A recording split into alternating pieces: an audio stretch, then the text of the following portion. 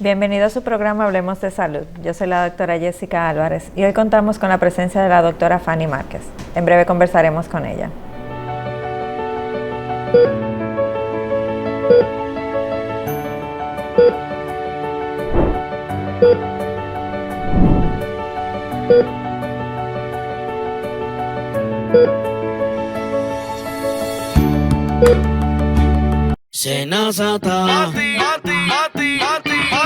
Descubre todo lo que puedes hacer con los canales alternos Senasa.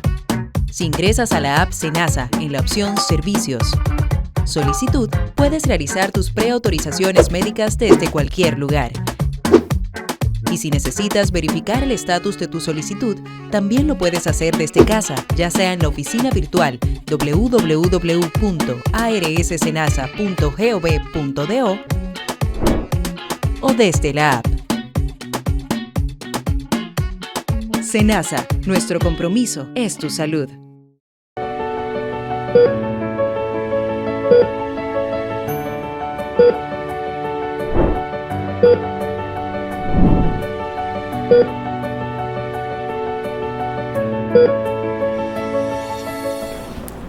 Como dije anteriormente, hoy contamos con la presencia de la doctora Fanny Márquez. Doctora, un placer tenerla nuevamente en nuestro programa. Muchísimas gracias, Jessica. Para mí también siempre es un placer estar aquí en este espacio y compartir contigo y tu público, que es bastante grande, sobre informaciones de salud.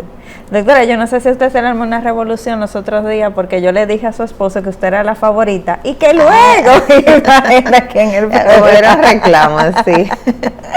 Bueno, doctora, hoy vamos a tocar un tema que es bastante importante en su área, que son los cuidados paliativos que se tienen en la OCE y sobre todo después de que ese paciente sale de cuidados intensivos.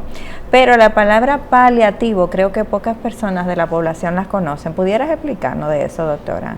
Así es, Jessica. Tú sabes que ese es un tema muy controversial, sobre todo en el área de la salud y para nosotros los médicos intensivistas. Por eso me parece interesante conversar un poco de él, sobre todo en este medio que yo sé que va a llegar donde tiene que llegar.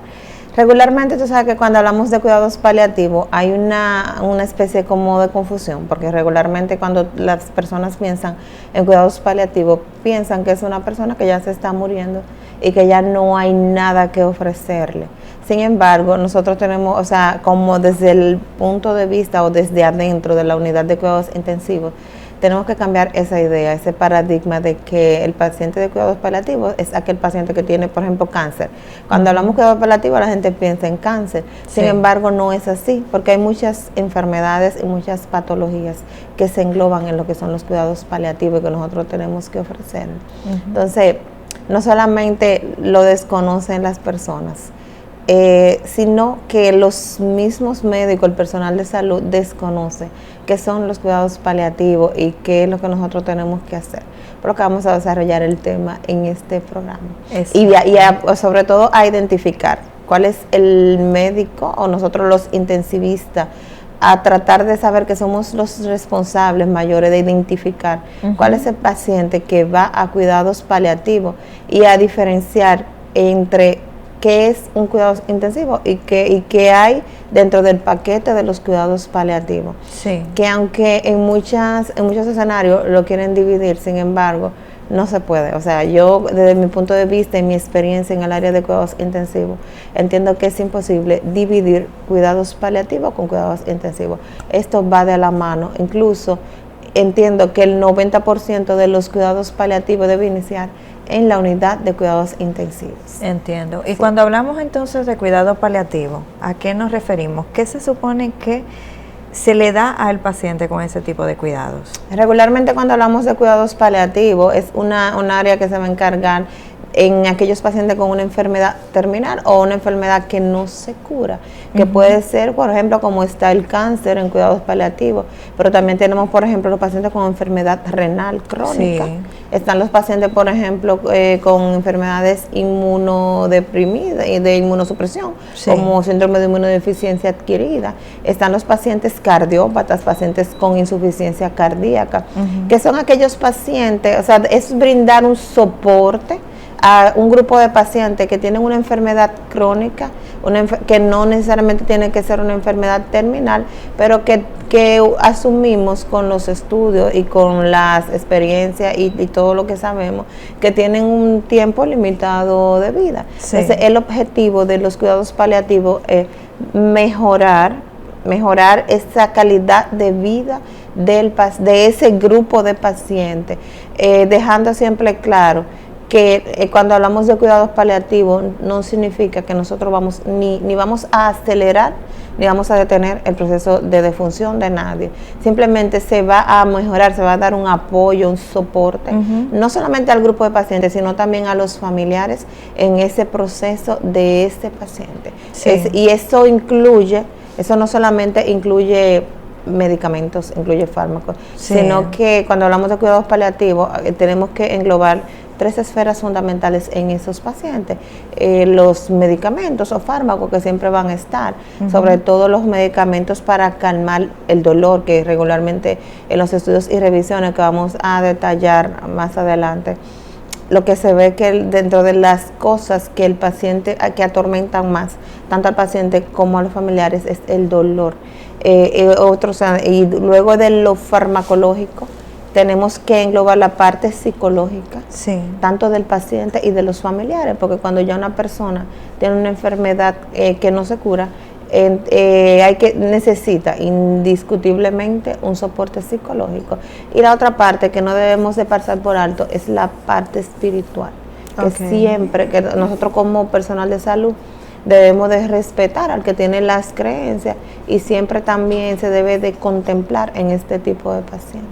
Entiendo. Doctora, cuando habla o sea, ya me acaba de poner los 3 aspectos, pero me imagino entonces que tiene que ser un trabajo multidisciplinario, porque no es solamente el intensivista, porque estamos hablando del aspecto religioso, ahí entran un conglomerado de personas, pero también en el aspecto psicológico entran otro conglomerado de personas, pero estamos hablando que el paciente puede que esté en la UCI o en cuidados intensivos. Entonces, ¿cómo se maneja esto?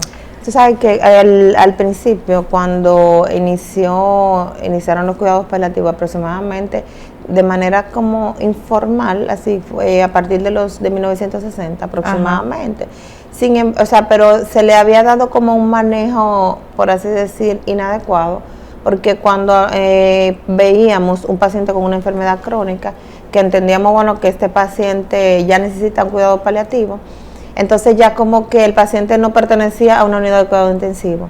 Y terminaba entonces el familiar dándole a ese paciente el soporte hasta el final de la vida. Entonces esto se formaliza un poco más a raíz de 1995, que sale un estudio, se llama The Support Study, que fue un estudio que hicieron como seguimiento de ver cuál es el conocimiento del personal que maneja estos pacientes. Y indiscutiblemente, porque por eso digo que no se puede, es imposible, no se va a poder desligar lo que son los cuidados paliativos de los cuidados intensivos. Se hizo en las unidades de cuidados intensivos, que es regularmente donde llega el paciente a la unidad de cuidados intensivos. Pero ¿cuál es el punto? Que a veces el paciente llega con un diagnóstico que ya nosotros sabemos que es un paciente de cuidados paliativos. Sin embargo, muchas veces, la mayoría de las veces, el paciente llega sin el diagnóstico, y el diagnóstico se lo tenemos que asignar nosotros. Entonces, ¿cuál es el déficit que hay ahí? Que a veces el paciente es un paciente de cuidados paliativos, pero nadie lo identifica. Nadie, o sea, el paciente porque se no pierde, tiene conocimiento. eso no tienen conocimiento, el paciente se pierde. Entonces, como nosotros en dominicano, vamos a platanar un poco, sí, a veces lo que decimos al final, el paciente termina rebotándolo todo el mundo, sí, porque el paciente nadie lo quiere, porque no, que de aquí, de allí. Sin embargo, el paciente lo que es de los cuidados paliativos. Cuando se hace ese estudio con médicos intensivistas, enfermeras y un equipo multidisciplinario, porque regularmente sabe que el paciente de cuidados intensivos es un paciente multidisciplinario, Entonces, se vio que en el 53% de los pacientes ingresados en la unidad de cuidados intensivos, y los médicos, ¿verdad? El 53% de los médicos que manejó a esos pacientes no sabían si los familiares y el paciente querían que le dieran al paciente reanimación.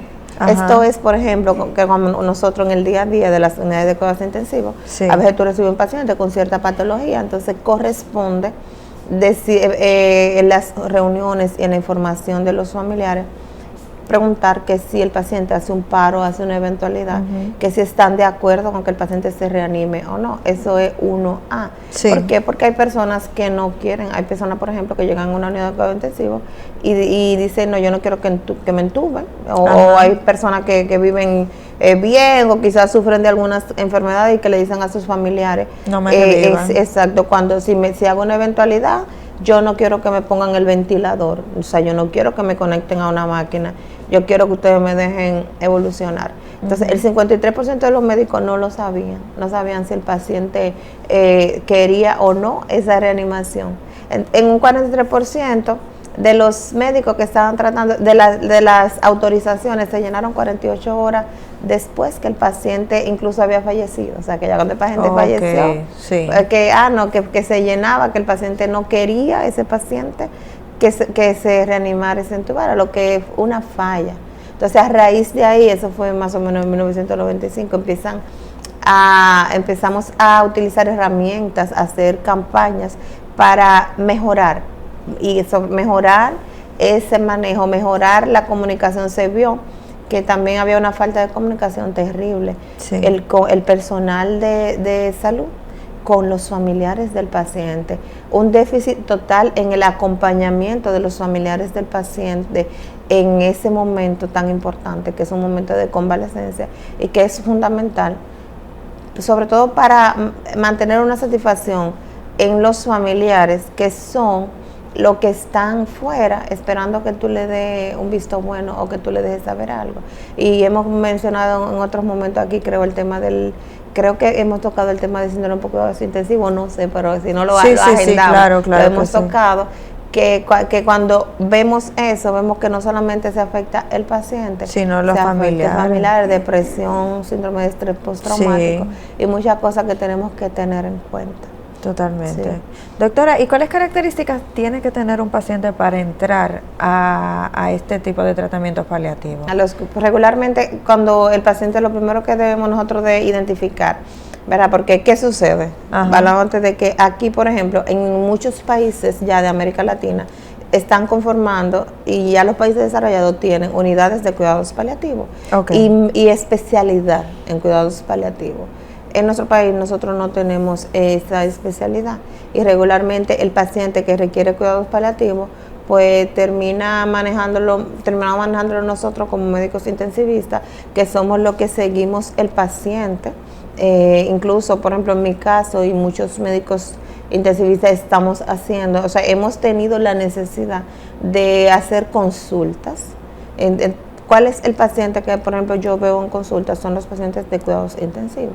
Porque regularmente ese paciente de cuidado intensivo, un paciente, por ejemplo, que luego te voy a sellar al final, sí, este paciente le da un evento cerebrovascular, el paciente llega a la unidad de cuidados intensivos, un manejo conjunto con neurología, si es quirúrgico, neurocirugía, pero regularmente al final, o sea, las primeras fases agudas, es que participe el especialista. Regularmente el paciente siempre queda en manos de nosotros como intensivista. Este es un paciente que queda con secuelas neurológicas, que no mueve un lado, quedan con hemiparesia, que no hablan, con afasia y demás. Hay pacientes de estos que quedan con limitaciones para comer, por ejemplo, no comen, no tragan.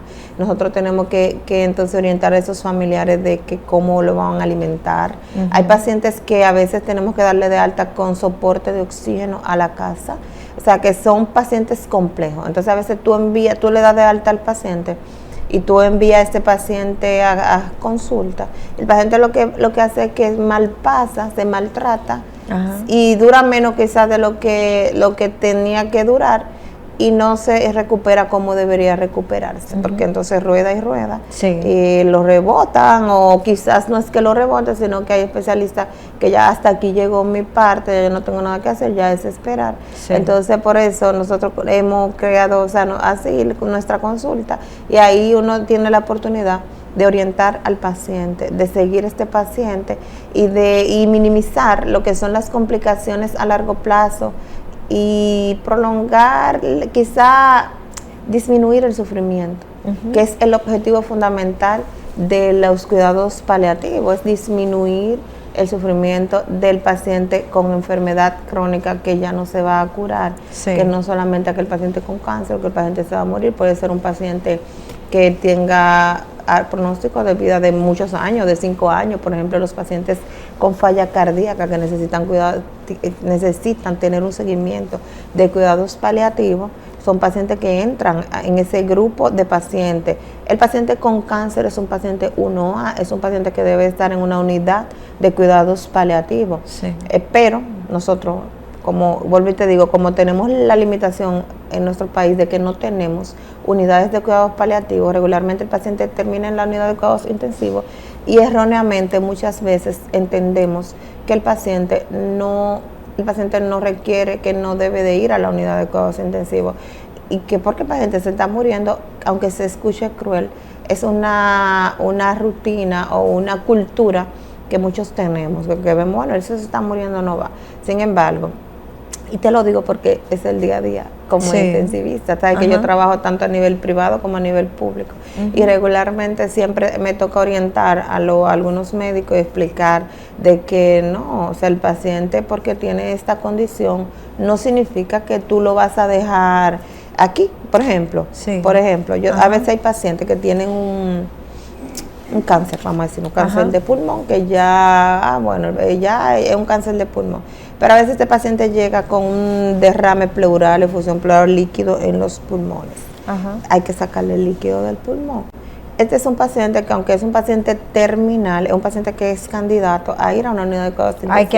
Hay que atenderlo. ¿Por qué? Porque tú no vas a hacer ciertos procedimientos en una sala o en un área inadecuada porque el paciente tenga un cáncer. Por ejemplo, hay pacientes que tienen cáncer de, vamos a decirte, de garganta, que hay que hacerle traqueostomía, o hay pacientes que terminan con una traqueostomía, que es cuando le ponemos un hueco aquí en el cuello, que el paciente respira por para ahí, liberar esa vía respiratoria, y sirve como soporte hasta que la mayoría, un gran grupo de pacientes, recupera su función pulmonar. Entonces nosotros retiramos esa traqueostomía, pero si el paciente requiere eso, aunque sea un paciente terminal, por ejemplo, hay pacientes con enfermedades neurológicas como la miastenia grave y enfermedades musculares degenerativas, ¿verdad? Neurológicas degenerativas, que requieren este tipo de soporte, y hay que hacérselo en una unidad de cuidados intensivos. Una vez ya nosotros agotamos todo ese proceso, entonces ya ese paciente, si nosotros lo podemos derivar. ¿Y dónde queda ese paciente? Regularmente ese paciente tiene que ir a su casa a terminar el manejo, y cuando el paciente hace las complicaciones, el paciente vuelve y cae a la unidad de cuidados intensivos. Entiendo. Entonces, como si fuera una forma de más o menos humanizar esa etapa terminal del paciente, lo que se está buscando. Y realmente yo estoy viendo que en la medicina en los últimos tiempos ha tratado de volverse más humanista, como mirar al paciente no como un paciente, sino como un ser humano, y tratarlo ya de una forma más cercana, no como antes. Así es. Por ejemplo, los pacientes de antes, que no es tan lejos, que cuando pero nosotros así, exacto, pero cuando antes, ¿verdad? Cuando uno estudiaba, regularmente veía que ya si el paciente tenía tal enfermedad, por ejemplo, el paciente con un VIH, no candidato a nada, paciente con cáncer. Sin embargo, ahora en estos tiempos nosotros vemos en la medicina moderna, la medicina, gracias a Dios, no es la de ChatGPT, no, sino de la real. La real. Nosotros vemos que cada día tú vas a ver más pacientes con enfermedad inmunocomprometida en la unidad de cuidados intensivos, pacientes con cáncer. O sea, antes, cuando no se tenía esa idea de que el paciente, cuando se tenía la idea de que ya el paciente no iba para ningún lado, la mortalidad era de un 60%. Sin embargo, ahora, luego que empezamos a ver el paciente desde el punto de vista de los cuidados paliativos, hemos logrado disminuir un 20% la mortalidad en ese grupo de pacientes. ¿Qué tanto mejora la calidad de vida, doctora? Cuando un paciente, o sea, estamos hablando, soy una paciente terminal, puede que me hayan dado un diagnóstico de que tal vez me quedan 3 meses de vida y me están tratando de manera convencional, me están tratando de manera paliativa. ¿Cómo mejora mi vida? Hágame la diferencia. En un 200%, por así decir. En las revisiones que hay, bueno, hay estudios, que no es que hay tanto, eso se está como estableciendo ahora. Por ejemplo, en México están dan la especialidad, obviamente en España hay ya unidades establecidas, ¿verdad? Pero en lo que tenemos la evidencia, de que medicina, hablamos con evidencia. Por ejemplo, habían pacientes que los que tenían 3 meses de vida, duraban 6, duraban 2 años, duraban 3 años, cuando entraban a los cuidados paliativos. Sin embargo, el paciente que no entra, que quizás se pierde, que no se logra identificar, ese paciente siempre va a durar menos y va a ser más complicaciones. Y la severidad en cuanto al trauma, al estrés postraumático, tanto del paciente como los familiares, es más frecuente en el grupo de pacientes que no recibe el soporte de los cuidados paliativos. Sí. Doctora, yo recuerdo una película que vi hace un tiempo que justamente era como de un médico, un estudiante que trataba de hacerle los sueños realidad a esas personas que estaban terminal, le mejoraba mucho la calidad de vida y todo esto. Más o menos es como ese vuelco que se está buscando. Incluso recuerdo que se identificaban porque se ponían como la naricita roja, como de payaso. Era como el payasito. ¿Eso tiene que ver con esto de los cuidados paliativos? Sí, tiene mucho que ver. ¿Sabes que él incluso era como en el área de oncología? En el área de oncología. En el área de oncología. Sí, ya, sí. Que de ahí como que surge el tema mayormente de los pacientes de cuidado paliativo, que el paciente con cáncer es como el paciente que te da la oportunidad de desarrollar plenamente esta terapia de los cuidados paliativos. ¿Por qué? Porque hay otros pacientes que regularmente o es muy agudo el cuadro, es muy agudo, o son pacientes que se pierden. Vuelvo y te digo, por ejemplo, un paciente con una enfermedad renal, el paciente solamente tiene que ver con diálisis, con que me tengo que dializar. Sí. Sin embargo, se pierde muchas cosas que ese paciente necesita, se pierde el soporte psicológico, que ahora en muchas unidades de hemodiálisis cuentan con ese soporte de psicología, pero en muchas no. Y en muchas, por ejemplo, porque hay unidades a nivel público, unidades a nivel privado, y no en todo te dan el soporte psicológico. Sí. Por ejemplo, cuando yo en la UCI, ¿verdad? Regularmente cuando tengo un paciente, he tenido paciente que tengo que darle un diagnóstico de una enfermedad renal o una enfermedad crónica. En la consulta, pacientes que llegan, por ejemplo, que son hipertensos, que no se tratan o maltratados. Hay pacientes, por ejemplo, que te dicen que yo sufro de la presión hace 10 años y hace 10 años yo uso alodipina. Hace 10 años. El paciente te llega porque una vez se lo pusieron y se queda con eso. Cuando el paciente te llega con una falla cardíaca ya, que tiene una insuficiencia cardíaca, que es un paciente que requiere cuidados paliativos. Entonces ese paciente son de las personas que como que andan perdidas. Entonces al final es saber que son un grupo de pacientes que no solamente tenemos que pensar en cáncer, sino son todos los pacientes que tienen enfermedades crónicas, que son enfermedades que tienen una limitante, que te ponen un límite de vida que vas a tener y que requieren cuidados paliativos. No olvidar el soporte psicológico en este tipo de pacientes. A veces a nosotros como intensivistas nos toca hacer el tema de psicología y de explicarle a las personas de que porque si no hay, pues no podemos manejarlo como a la ligera, sino explicarle que es un diagnóstico, pero que este paciente, que su vida no termina ahí. Que sino que esto es, o sea, que por ejemplo, para gente de diálisis, un procedimiento para usted mantenerse y no hacer complicaciones. Por ejemplo, la falla cardíaca o esos pacientes de diabetes, pacientes que ya tienen nefropatía, neuropatía diabética. Sí. ¿Cuál es el punto? Muchos medicamentos, muchas pastillas. Entonces uno tiene que tratar de concientizar a ese individuo de que es para mejorar su calidad de vida, de que si usted le quedan 6 años de vida, le van a quedar 6 años de vida, usted pudiendo compartir con su familia, que usted no va a estar encamado en esos 6 años de vida, que si estuvo, por ejemplo, encamado, con un buen cuidado paliativo, con soporte, con fisiatría, que se incluye dentro de los cuidados paliativos, psicología, usted se va a recuperar, no se va a sanar, porque es cuando hablamos de enfermedades crónicas que no se curan, es que usted no se va a sanar, pero va a mejorar su calidad de vida, porque la idea es que el paciente mejore la calidad de vida, que aunque tenga una enfermedad, el paciente pueda hacer su vida lo más parecido a lo normal con sus limitaciones. Sí, y parte de esto de la parte psicológica, ¿no sería que cuando estas personas tienen este tipo de enfermedades sienten, uno, que son una carga para la familia, porque tienen que contar constantemente con una ayuda, y dos, también el proceso de depresión de soy una velita que me estoy apagando, cuando me imagino que a través de estos tratamientos paliativos, lo que le permite es disfrutar ese tiempo que le queda. Sí, por eso hay que fundamentar lo del apoyo psicológico. Sabe que hay anécdotas y hay revisiones de ese tipo, que los pacientes, la sensación que ellos expresan definitivamente es esa, es como que estoy en una batalla, pero sé que la voy a perder. Ajá. Y entonces como que es un sentimiento malo, o sea, porque esto destruye a cualquiera, o sea, yo estoy en una batalla, yo estoy luchando, pero yo sé que voy a perder.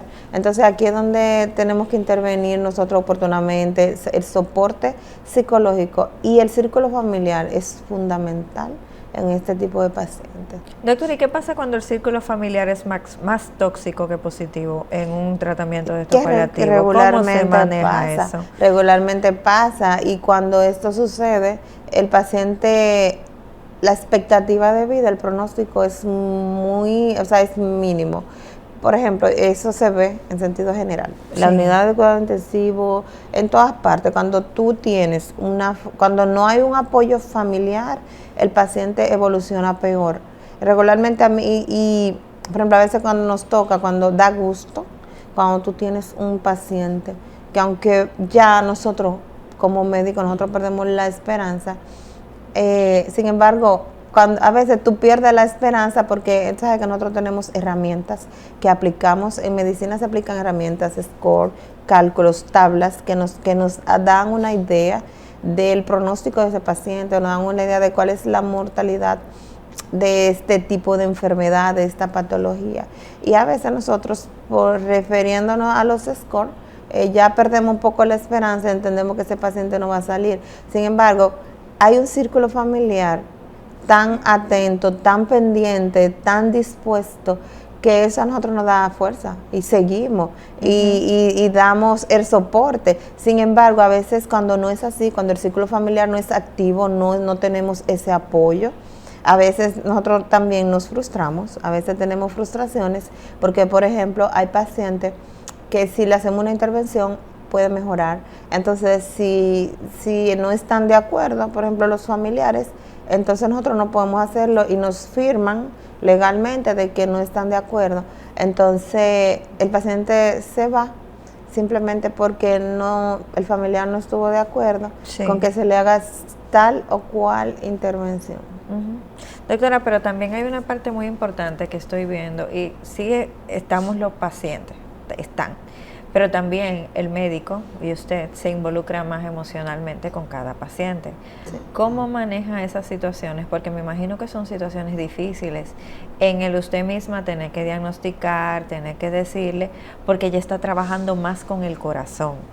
Sí, tú sabes que cuando engloban esto, lo de los cuidados paliativos, dentro del grupo que hay que tratar, engloban los médicos también. Por eso se lo pregunto. Los médicos también están englobados. Porque usted me está hablando que no vamos a curarlo, es un paciente que un día lo va a tener, pero otro día se le va a ir, y entonces estamos sumando pacientes que se están yendo y llega un momento que esto tiene que afectar. Sí, eso en lo que hay, en la evidencia, en lo que se está haciendo, son los 3 grupos. O sea, hay que tratar al paciente, hay que tratar a los familiares, hay que tratar al grupo de médicos que maneja ese tipo de pacientes. Por eso mismo, sabe que uno crece, y cuando uno crece no es que uno se endurece, sino que uno entiende de que algún paciente tú vas a perder.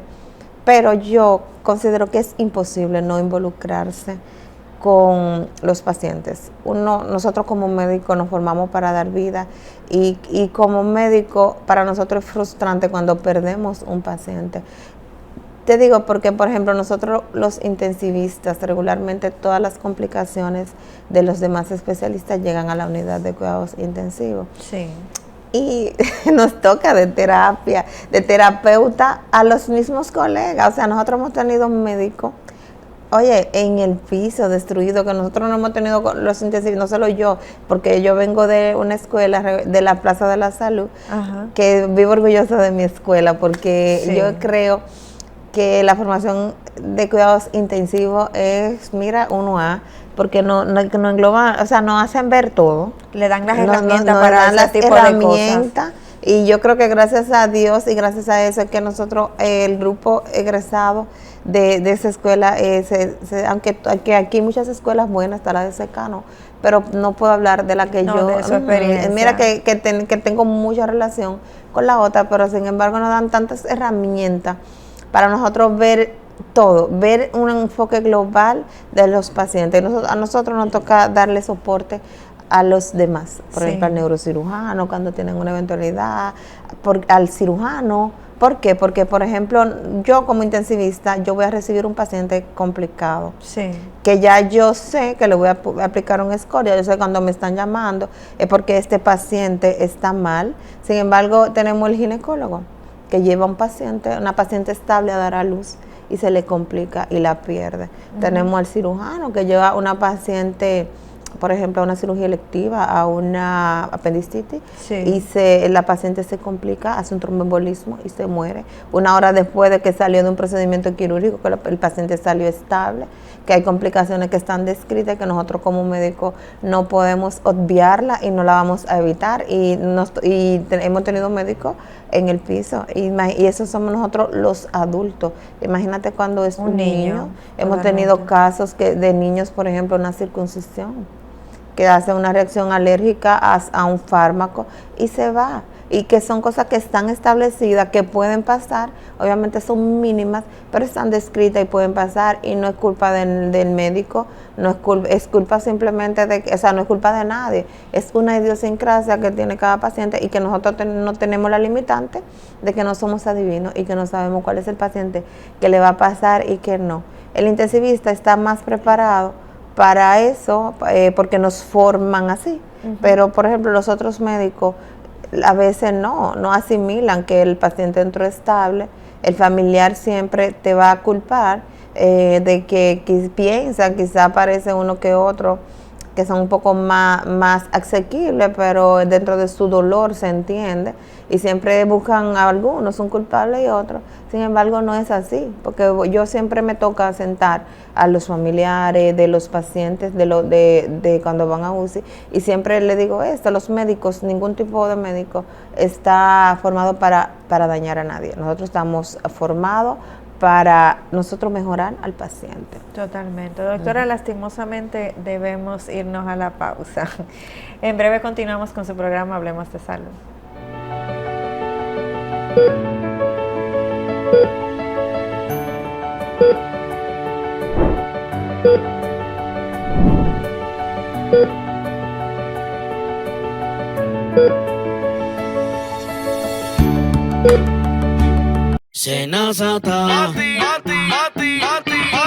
Descubre todo lo que puedes hacer con los canales alternos Senasa. Si ingresas a la app Senasa en la opción Servicios, Solicitud, puedes realizar tus preautorizaciones médicas desde cualquier lugar. Y si necesitas verificar el estatus de tu solicitud, también lo puedes hacer desde casa, ya sea en la oficina virtual www.arssenasa.gov.do o desde la app. Senasa, nuestro compromiso es tu salud.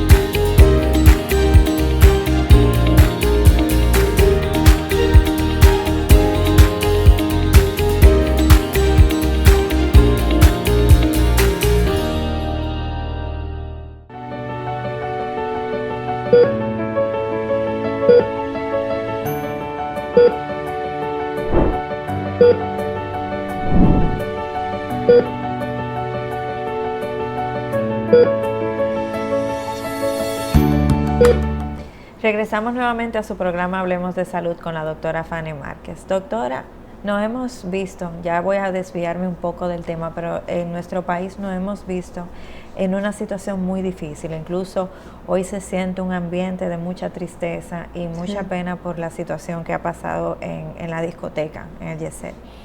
Y creo que usted es la persona idónea para hablarnos en este momento de si nos vemos en una situación así, ¿qué podemos hacer para ayudar a esas personas o para ayudarnos a nosotros mismos en una situación como esta, doctora?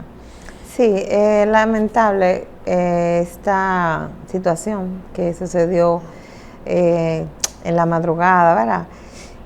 Y es algo, wow, muy catastrófico.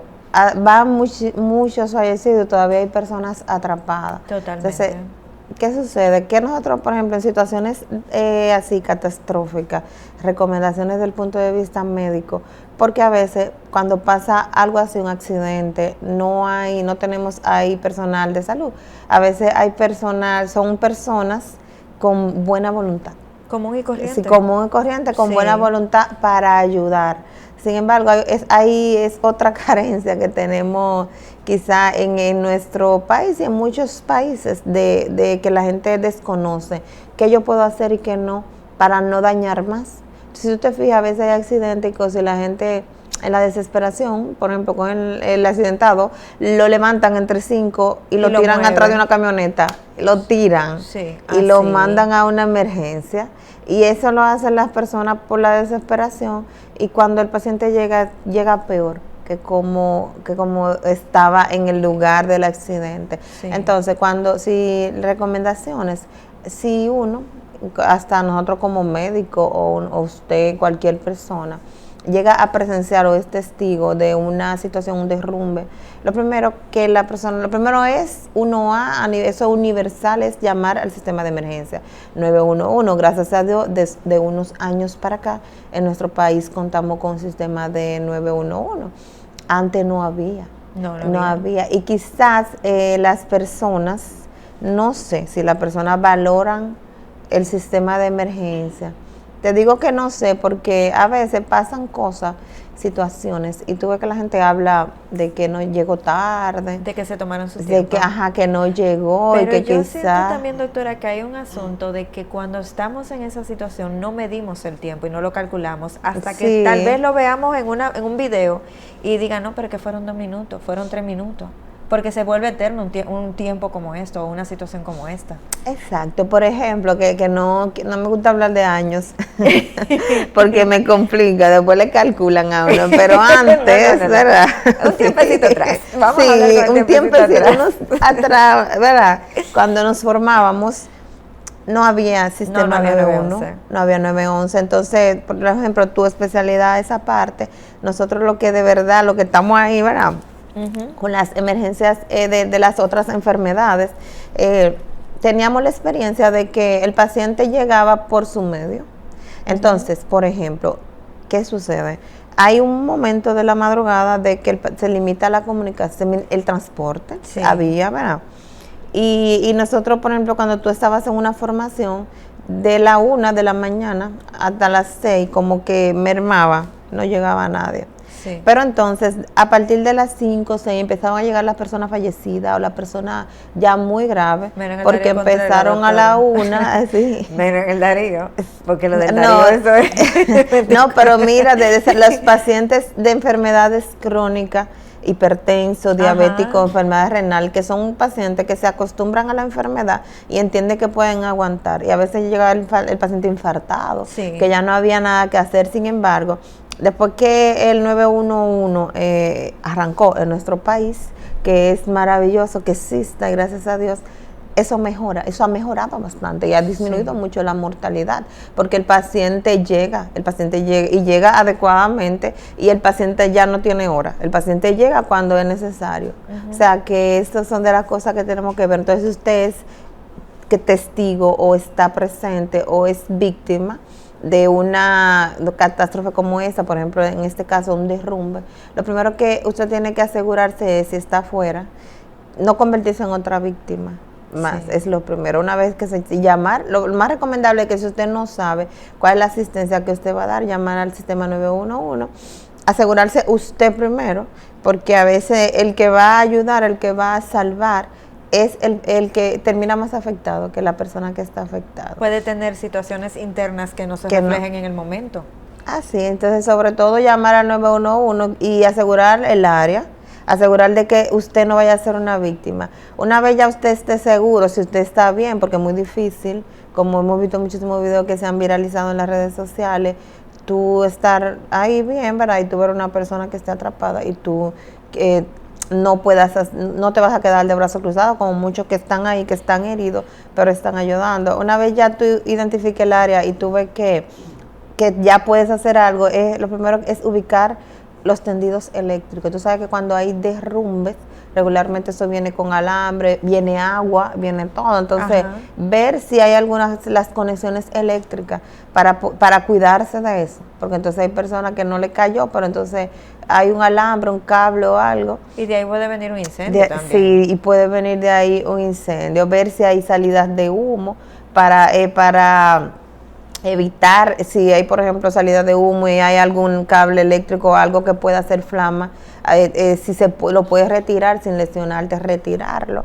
Pero sobre todo la ayuda. Sabes que aquí hay ahora mismo muchos sistemas de ayuda, gracias a Dios, que en eso hemos mejorado bastante, y para evitar más víctimas, porque a veces somos más lesionados. Cuando ya la parte médica que está bien cubierta, regularmente sabes que hay que priorizar. ¿Cuál que tú tienes que priorizar cuál es el paciente? Se hace en la especie de triaje, que esto es a través de la historia. El traje siempre se ha utilizado y siempre ha sido útil, porque el traje simplemente es un sistema de clasificación. Esto inició fue en Francia, incluso la palabra francesa, en las primeras guerras mundiales, en donde antes no se hacía clasificación, sino que se atendía al paciente así, no se identificaba cuál es el paciente que tenía más necesidad. Entonces hay que realizar un buen triaje, el que tenga la capacidad, pero si hay alguien ahí, de ver cuál es la persona que está peor, y esa es la persona que hay que priorizar. Si la persona, por ejemplo, tiene alguna lesión en la espalda, alguna lesión en el cuello, hay que tratar de inmovilizar. La persona no se puede no es que no la movilicen, porque como introducimos de que lo mueven, pero no lo mueven con el cuidado. Lo mueven con delicadeza. Hay que moverlo tratar, y si se puede con lo que haya ahí, cartones, si tienen algo con que amarrar, inmovilizar tanto el cuello como la columna, si el paciente tiene trauma en columna, o si tenemos visible algunas fracturas, tratar de inmovilizar, porque a veces, por ejemplo, hay pacientes que tienen una fractura, pero no tienen una lesión vascular, pero con un movimiento inadecuado. Justo eso le iba a preguntar, porque en un momento de un derrumbe sabemos que le caen cosas arriba. Entonces, a veces cuando le vamos a quitar, intentar salvarlo, pudiéramos causarle más daño en ese momento. ¿Es debido a esto de las compresiones vasculares que puede estar haciendo en ese momento? Que puede hacer en ese momento. Incluso, por ejemplo, si el paciente está atrapado y la persona, ¿verdad?, o el testigo no tiene la experiencia para liberarlo, preferiblemente esperar que venga la ayuda, porque por ejemplo a veces el paciente está aplastado, pero esta lesión lo que tiene está conteniendo alguna lesión vascular. Entonces a veces tú lo liberas, entonces ahí el paciente lo que hace la hemorragia, y sí, entonces cuando al tú liberarlo y no tienes la forma de contener esa hemorragia, entonces ya empeoraría el pronóstico de este paciente. ¿Cuáles son de las cosas que las personas pueden ayudar? Por ejemplo, ya si el paciente tiene lesiones, sangre visible, o sea, hemorragias visibles, sobre todo las que es más asequible para controlar, extremidades superiores, extremidades inferiores, están el tema de los torniquetes, que lo podemos utilizar, lo puede utilizar cualquier persona, no solamente tiene que ser el personal médico. El torniquete, que son, el torniquete que cuando podemos coger un paño, sí, si hay un elástico, lo que haya, y apretar, por ejemplo, si la persona tiene una hemorragia, vamos a poner en el codo, por lo menos 2 centímetros superior, ajá, y apretar, hacer un torniquete, y con esto lo que vamos a evitar es que la persona se desangre, porque a veces las personas tienen el temor de que si lo aprieto va a perder el brazo, pero si no lo aprietas va a perder el paciente. Entonces, exacto, a veces lo que son las extremidades tienen un tiempo mayor de espera, o sea que si tú le haces un torniquete, supone que estamos en una catástrofe en donde en algún momento va a llegar la ayuda, lo ideal es hacerle el torniquete para evitar que esa persona se desangre. Sí, que esa persona se desangre, porque si no se lo hace, entonces la persona va a fallecer por el choque hipovolémico, que el choque hipovolémico es cuando una persona pierde su sangre.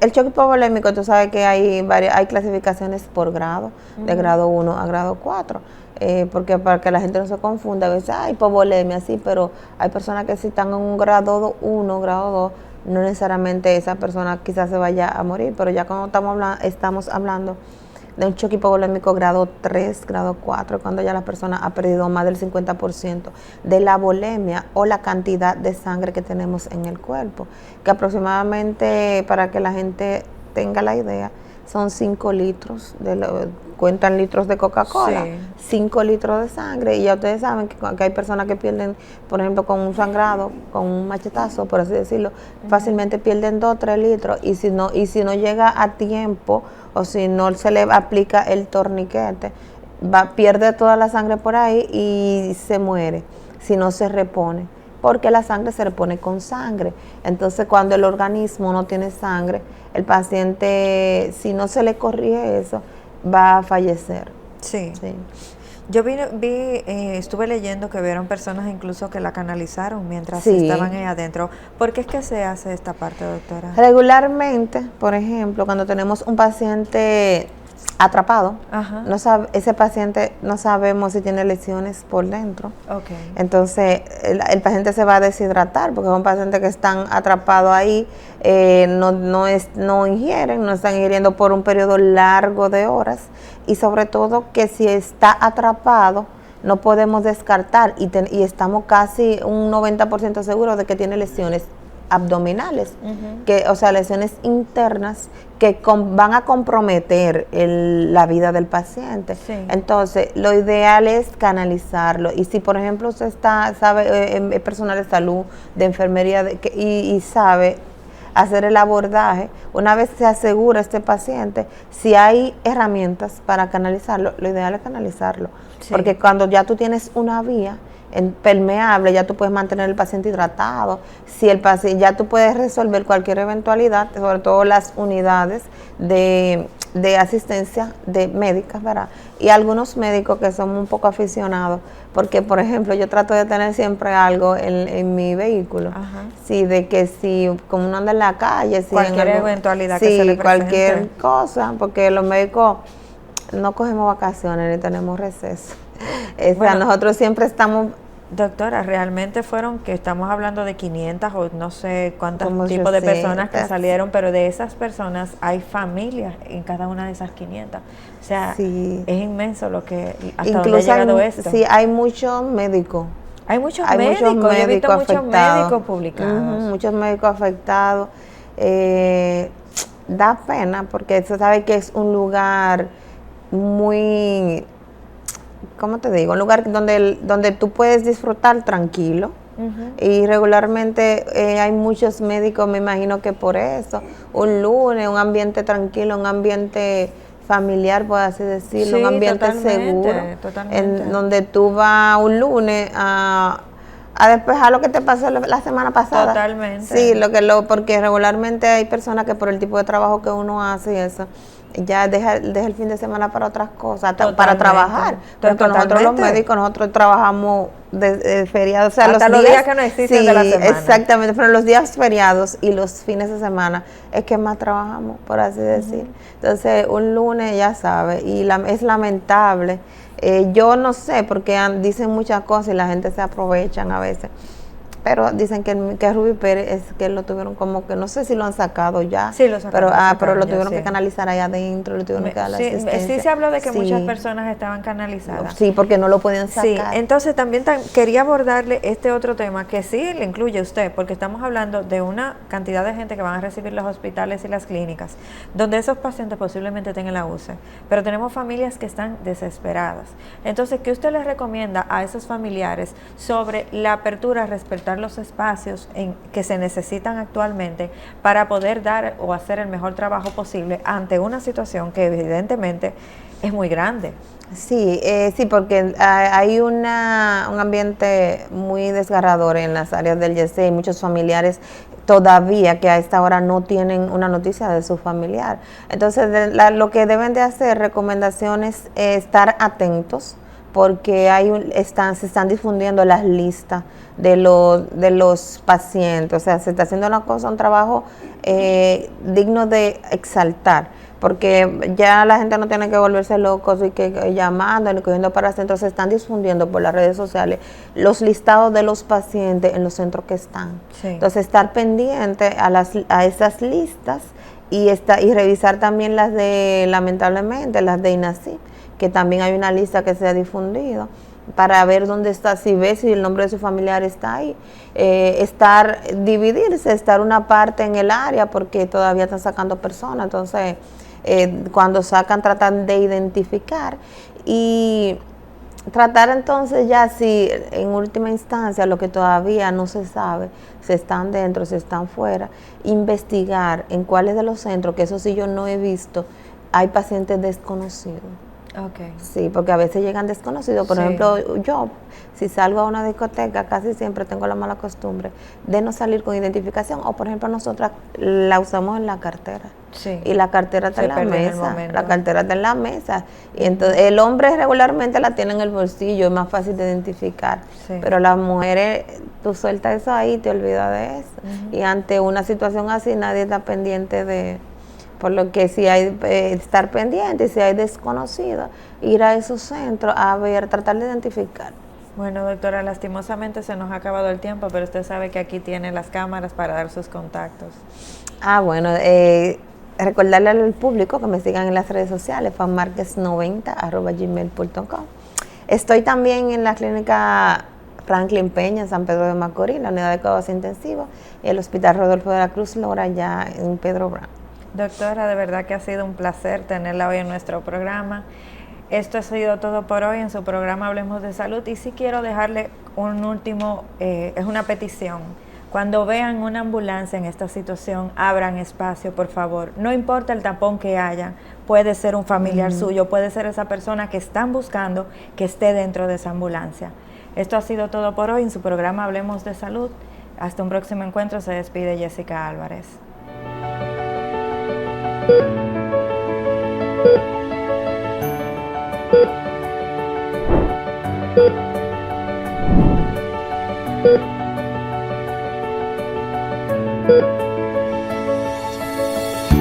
Thank you.